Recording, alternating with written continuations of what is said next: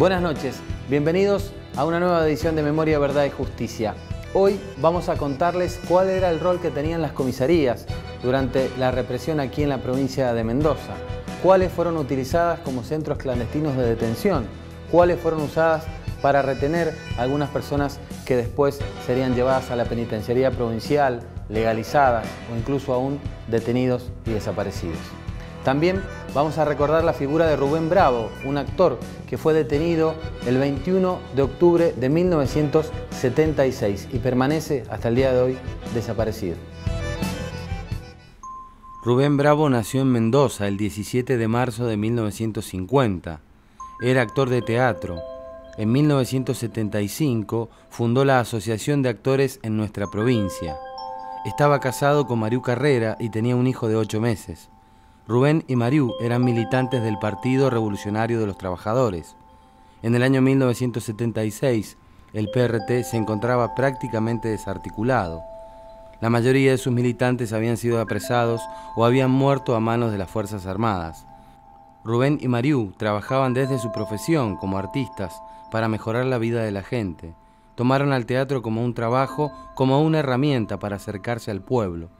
Vivían en la cuarta sección de Ciudad, cuando la noche del 21 de octubre de 1976, un grupo de hombres armados ingresó violentamente al domicilio. Luego de maltratar a Mariú y a otros familiares, los represores se llevaron a Rubén encañonado y a los golpes. Además, robaron objetos de valor de la casa. En vano fueron todas las gestiones que realizó la familia para dar con el paradero de Rubén. Sin embargo, lograron hacer un contacto con Pablo Seidel, otro militante que estuvo secuestrado en la comisaría séptima, en Godoy Cruz. Seidel les relató que vio a Rubén en ese lugar, en muy malas condiciones, en estado de inconsciencia. Desde octubre de 1976, Rubén Bravo permanece como detenido desaparecido. Las cámaras de Memoria, Verdad y Justicia están siguiendo el cuarto juicio por crímenes de lesa humanidad que se desarrolla aquí en la ciudad capital de Mendoza. ¿Dónde ocurre esto? En los tribunales federales, en el primer piso, allí en la esquina de España y Pedro Molina. El martes 6 de mayo, en la audiencia del cuarto juicio por crímenes de lesa humanidad, realizó su declaración el procesado José Antonio Lorenzo Constantino, ex oficial de la Policía de Mendoza. En octubre de 1976, Lorenzo se desempeñaba en la comisaría séptima de Godoy Cruz, donde admitió haber visto a un grupo de detenidos torturados. Respecto a los ciudadanos Seidel, Amaya y Moretti, ellos ingresaron el día 15 de octubre del 76, en hora de la noche, a la dependencia. Habían sido trasladados de la seccional 25. Yo me presenté a tomar servicio el día 16 a las 7:20 horas. Entraba en el servicio de guardia 12/24. Al controlar el libro de novedades, estas personas estaban debidamente registradas, como correspondía a normas de la fecha y a las normas de aquella época, el registro de los detenidos. José Lorenzo detalló el funcionamiento de la comisaría séptima. Sostuvo que era uno de los encargados de buscar y poner a disposición a los detenidos ante el pedido de sus jefes o de personal del ejército. Reveló que en una ocasión trasladó a Pablo Seidel, quien acababa de ser torturado en la parte trasera de la comisaría. En una de esas oportunidades me llaman para ir a buscarlo a Seidel. Voy a buscarlo, me lo entrega una persona de civil que no conocía, no conozco, y venía evidentemente de haber sufrido una fuerte golpiza. Yo lo ayudo inclusive a caminar. Tomó agua en la cocina y se descompuso. Me quedé un rato con él. En ese momento estuvimos conversando y me dijo que lo habían picaneado, el personal que lo había interrogado.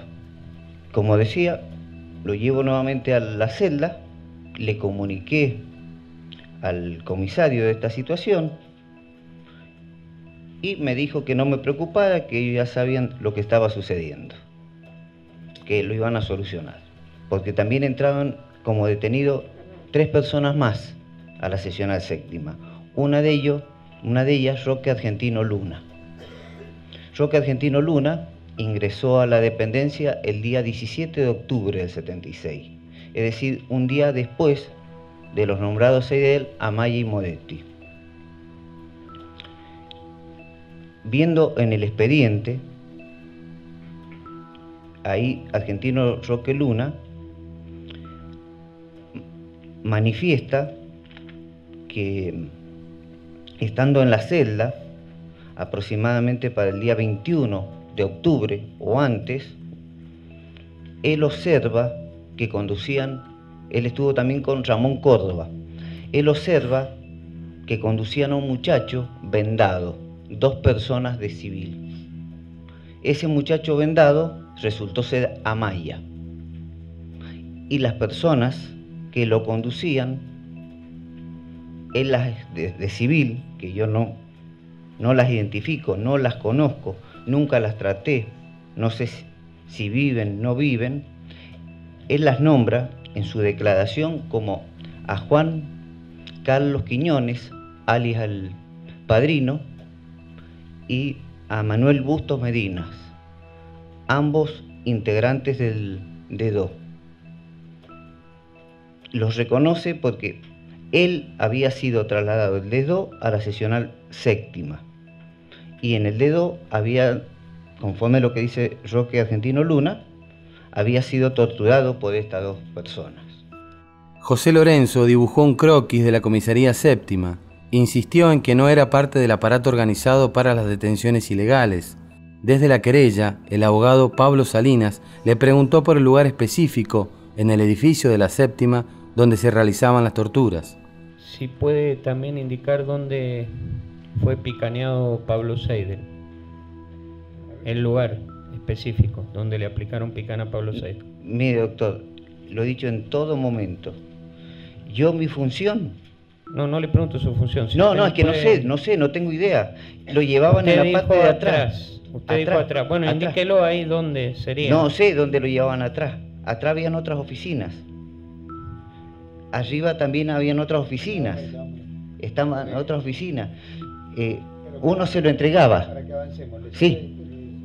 ¿Puede contestar al doctor la pregunta? Sí, yo no sé dónde concretamente no sé. Pero ¿dónde presume usted que sería? Usted dijo la parte de atrás. En la parte de atrás, en la parte... El fiscal Dante Vega indagó a Lorenzo sobre el cautiverio de Rubén Bravo. Bravo fue visto por última vez con vida en esa comisaría y hoy permanece desaparecido. ¿Recuerda el nombre? ¿Le suena el apellido Bravo a usted? No. Lo he escuchado en las distintas veces que he estado acá en la sala. Pero en esa época, ¿recuerda? No lo recuerdo. Concretamente, ¿no recuerda si había un detenido de apellido Bravo y de nombre Juan Humberto Rubén? No recuerdo. No lo recuerdo, señor. ¿No recuerda que Seidel le haya mencionado sobre otro detenido en esa oportunidad que usted... No. Lo de Seidel fue ese contacto, está un rato ahí hasta que se recupera. José Antonio Lorenzo trató en toda su declaración de alejarse de la organización del aparato represivo. Lorenzo dijo que no participaba de los grupos que torturaban y que tampoco de aquellos que tenían acceso a la información de la dependencia policial. Insistió en que la comisaría séptima no era un centro clandestino de detención, sino que siempre fue un centro legal, desconociendo lo que la CONADEP determinó en 1984. ¿A usted le parece que trasladar a una persona picaneada no es colaborar con el ejército? Yo lo recibí. Le pregunto, ¿a usted le parece que trasladar llevar al detenido que lo picaneen no es colaborar con el ejército? No, yo lo recibí como... ¿Es un acto normal? No es normal, pero era la circunstancia que yo tuve que vivir. ¿Qué podía hacer yo? En este segundo bloque, en Memoria, Verdad y Justicia, te vamos a mostrar cuáles fueron las comisarías utilizadas como centros clandestinos de detención. Quiénes fueron algunos de los efectivos policiales que estaban en esos lugares. Uno de esos efectivos es José Antonio Lorenzo, que está siendo juzgado en este cuarto juicio por crímenes de lesa humanidad. Las comisarías departamentales de nuestra provincia jugaron un papel muy importante en la represión ilegal organizada por el terrorismo de Estado. Como espacios ilegales de detención, tuvieron la cobertura constante de la Policía Provincial y de los integrantes de cada seccional. En Mendoza actuaron principalmente la seccional 16 de Las Heras, la comisaría 25 de Guaymallén y la seccional 7 de Godoy Cruz. Estos sitios eran denominados como lugares de reunión de detenidos, LRD. Las comisarías eran principalmente lugares de tránsito, con las mismas características de ocultamiento y vigilancia que los centros clandestinos de detención. Allí, los detenidos pasaban unos días desde su secuestro hasta que se tomaba la decisión de blanquearlos, es decir, hasta que dejaban de ser desaparecidos. En algunos casos, a pesar de este traslado a lugares legales de detención, las personas continuaban sufriendo tormentos. Numerosos testimonios de personas secuestradas y trasladadas a las comisarías dan cuenta del funcionamiento que éstas tenían. Francisco Amaya relató haber sido trasladado desde el D2 a la comisaría séptima, donde fue torturado junto a otras personas. Pablo Seidel cuenta en sus denuncias que dentro de esa comisaría séptima vio con vida por última vez a Rubén Bravo, quien está actualmente desaparecido.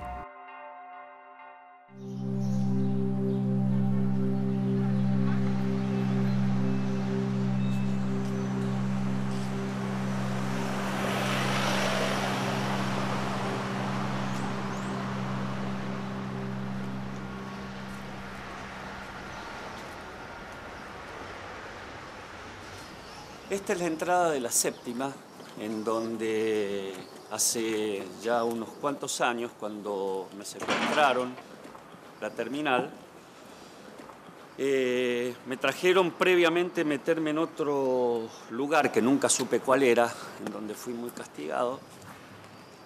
Me traen acá a la séptima, donde paso más de 10, 11 días, y que ese portón que acabamos de atravesar es un portón en el cual era la entrada clandestina de mucha gente que no pudimos ver nunca quiénes eran, pero mujeres y hombres que pasaban una noche, dos, y que pocas veces entraban por esa puerta, que hoy está sellada. Esa puerta no era así, porque del otro lado, de aquel lado donde hemos entrado, hay una escalera pegando la vuelta acá, que subís, y en ese espacio donde hay un pasillo, hoy oficinas, pero era el lugar en donde se torturaba y te interrogaban. Es una escalera. En este lugar, en este patio, era una cuestión pura y exclusivamente de pasada. Entrabas o a los calabozos o entrabas arriba a la tortura.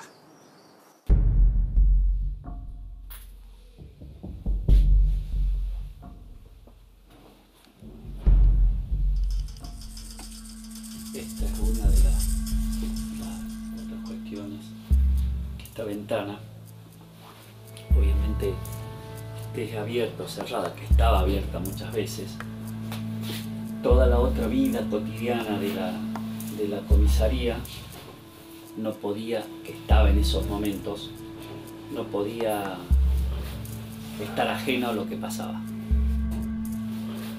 Yo insisto mucho en eso porque los que intervinieron en la acción directa fueron aquellas personas que estaban en tareas concretas, traslado, esto, pero los que participaban eran también los que convivían y habitaban este lugar.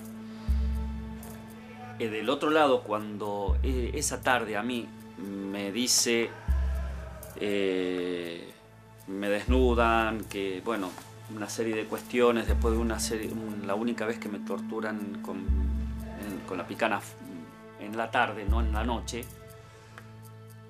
y que como a mí me ataban con alambre por la forma de las manos, que no había posibilidad de ponerme una esposa porque las esposas se me salían, que me cuelgan en el gancho, lo hacen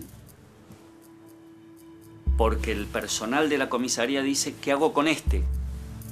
Y le dicen, y déjalo ahí. Eso es en el otro patio, en donde da al ventanal de administración de toda la gente, en plena tarde. Entonces, este es un aspecto, puntualmente, en donde, no sé, creo que tiene para mí una importancia y es simbólico para mí, de alguna manera, en que siempre estuvo, está bien, apuntado a todas aquellas personas que tuvieron una acción directa en la represión, en la tortura, en el robo de bebé efectivo. Pero también toda la otra gente que cohabitó esto y que en realidad tú no podés acceder a ellos, pero sí ellos podrían y pueden todavía aportar en este sentido.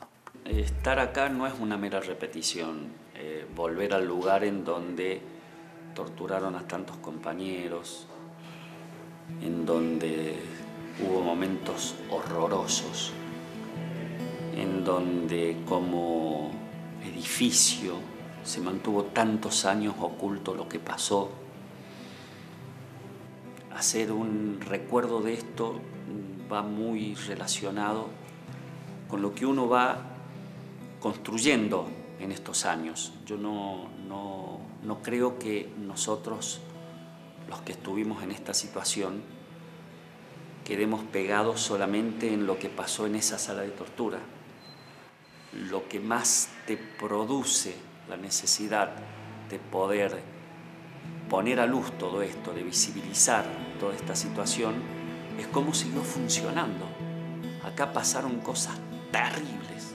Ocultar todo eso, todo ese aparato, se mantuvo 20 años. Volver a este lugar es volver a un lugar que fue eso y fue el sostén de una vida ficticia, mentirosa, en la que hoy estamos empeñados, 30 y pico de años después, en sacarlo a la luz, más allá de lo que puntualmente me pueda haber pasado a mí.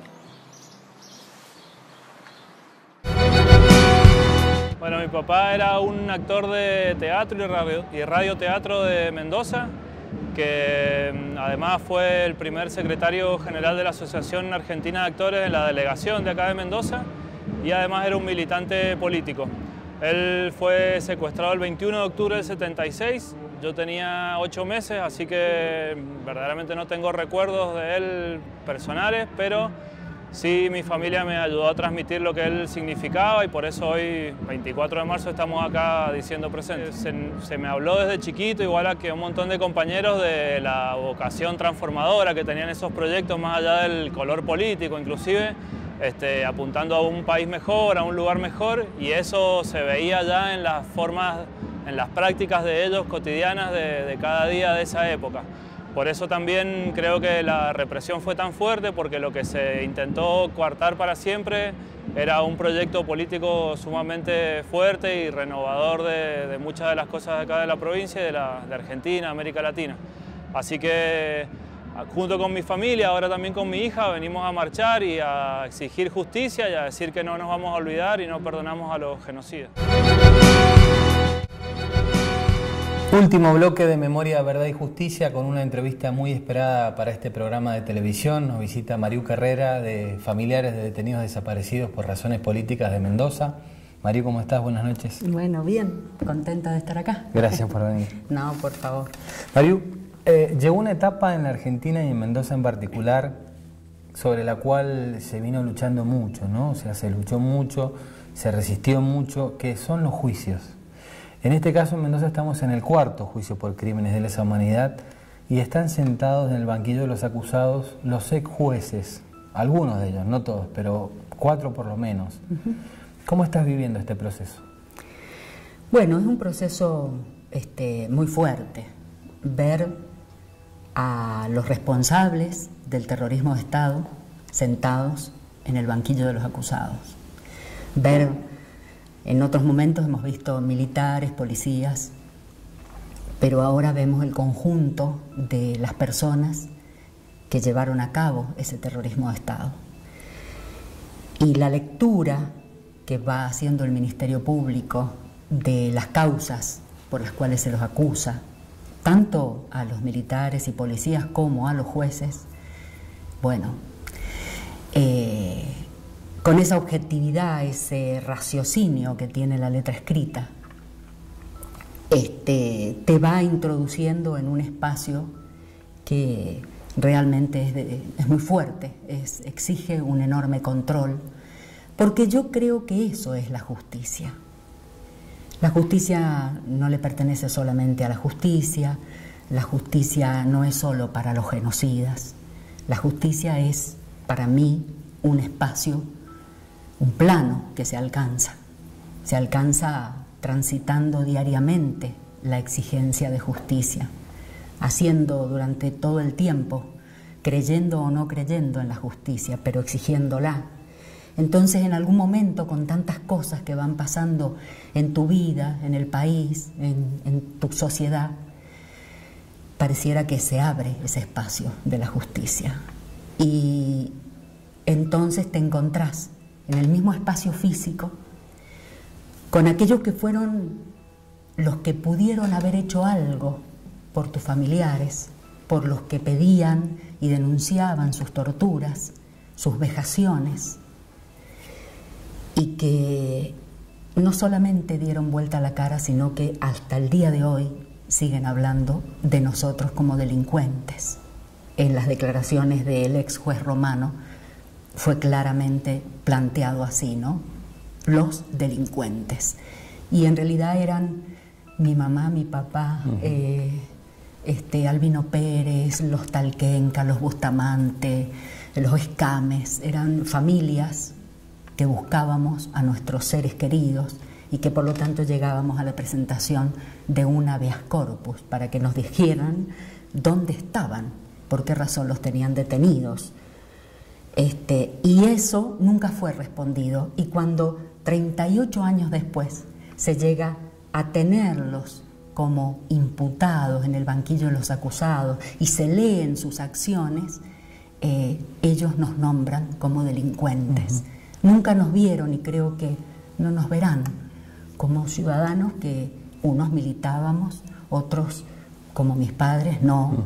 Les tocaron hijos que militaban y que por pensar distinto fueron secuestrados por un terrorismo de Estado, pero todos éramos ciudadanos.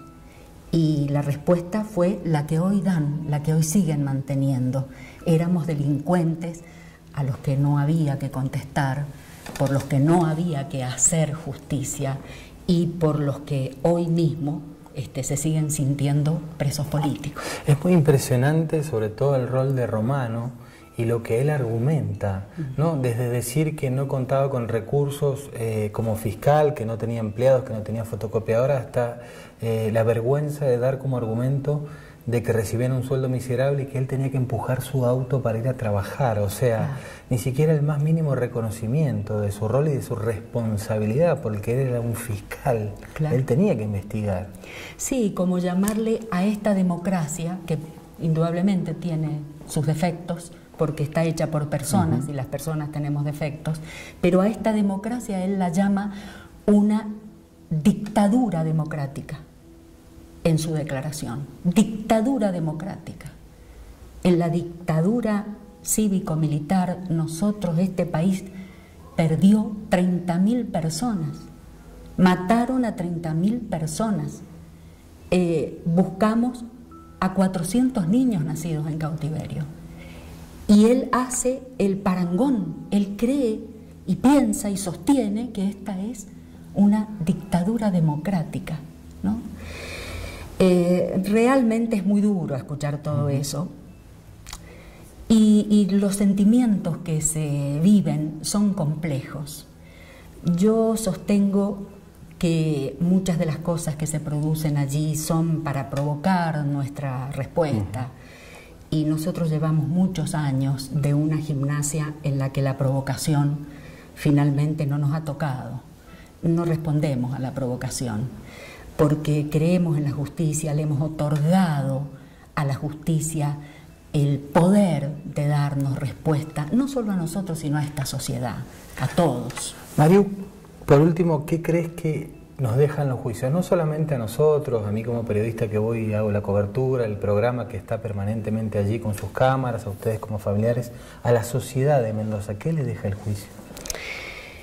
Yo espero que deje conciencia, confío en que la verdad no es una palabra, la verdad es algo material, porque representa un hecho, no es la verdad de un Dios, una palabra, un Dios único, ¿no? La verdad es un hecho, a vos te pasa algo y vos lo relatás. Esa verdad, ese relato tiene una potencia, y esa potencia es la que trasciende en el juicio. Se van poniendo las cosas en su lugar. Ese orden normal, natural, en el sentido de que así es la vida, los padres morirán después que los hijos, si uno pide justicia en un país civilizado la obtiene. Ese orden fue totalmente arrasado y los juicios van poniendo las cosas en su lugar, se vuelve a ese río que corre por donde tiene que correr. Y yo creo que eso la sociedad lo percibe, lo va a ir incorporando, participe o no de estos juicios que son orales y públicos y a los cuales estamos todos invitados. Bueno, esa es la invitación que hacemos desde este espacio. Muchas gracias por venir, Mariu, aquí y tener este diálogo con nosotros que siempre es muy fructífero. Sí, gracias a vos. Mariu Carrera, de Familiares Detenidos Desaparecidos, aquí en Memoria, Verdad y Justicia, y hacemos la convocatoria desde este lugar para que cada uno de ustedes, sus familiares, estudiantes, aquella ama de casa que quiere un día ir al juicio, vaya al juicio, participe de esa experiencia, porque es una experiencia muy importante para nosotros como ciudadanos, enterarnos qué fue lo que ocurrió para algo que no tiene que volver a pasar nunca más. Nos encontramos la semana que viene. Muchas gracias. Yo escribí este libro porque durante la dictadura tuvimos que silenciar todo lo que sentíamos. Y en un momento esta crónica de un ancho presente me permitió decir aquellas palabras que no habían sido dichas, entregarlas a la comunidad. Y quiero leer este poema de este libro que engarza el nombre de todos nuestros compañeros desaparecidos. Cada nombre encierra la vida.